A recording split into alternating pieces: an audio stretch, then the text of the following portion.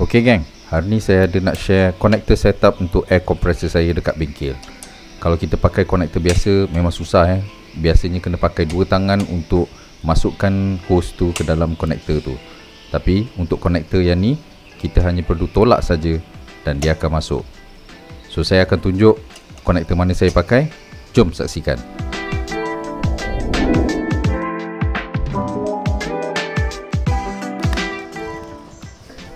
Ok gang, Assalamualaikum, selamat datang ke channel saya. So macam biasa, benda yang saya beli ni semua daripada Shopee. Linknya saya akan letak dekat bawah, jadi boleh tengok nanti kat sana kalau nak beli nanti.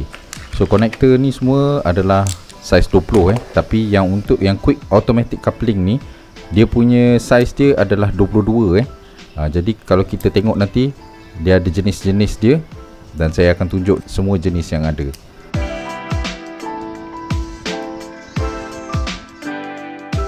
Jenis-jenis konektor ni, bila huruf belakang dia tu melambangkan konektor type dia. Macam H adalah hose, M adalah male threaded, dan kemudian yang F ialah female threaded. Jadi saya akan tukarkan dekat kompresor kecil saya ni, 30 liter.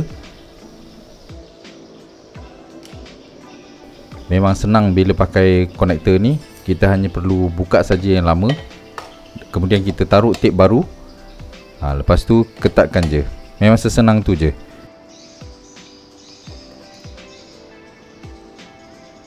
Yang ni konektor lama. Konektor lama ni memang senang bocor lah. Walaupun konektor baru ni dia lebih mahal sikit harga dia dalam RM15 macam tu untuk yang konektor yang saya beli ni. Tapi sangat bagus. Saya dah pakai benda ni untuk yang kompresor lagi satu tu dah lama juga dan nampak gayanya memang bertahan, tak ada bocor apa-apa pun.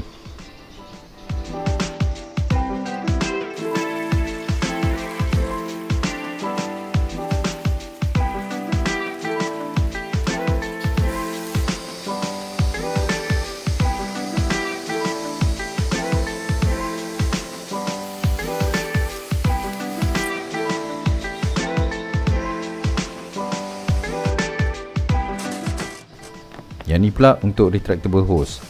Disebabkan konektor yang ni lah bocor, jadi saya beli dan tukar semua kepada yang quick connect yang automatic ni Untuk hose ni dia menggunakan air compressor daripada jiran punya. Jadi yang ni pressure dia sangat tinggi, dalam 10 bar macam tu.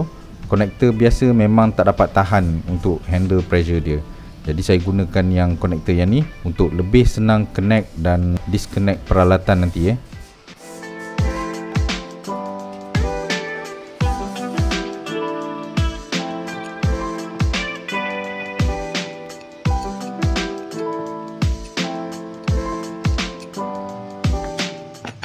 Sebab bila tengah pressure tu, kita nak masukkan dia punya tools tu nanti memang susah Contohnya macam air blower ni, kalau pakai yang biasa punya tu memang nak kena tekan betul-betul, sebab dia dah tolak, dia punya angin dia dah memang tolak So bila pakai yang automatic connect ni, hanya perlu tolak je, jadi dia masuk tanpa perlu kita nak struggle Ok, sekian dulu video kali ni.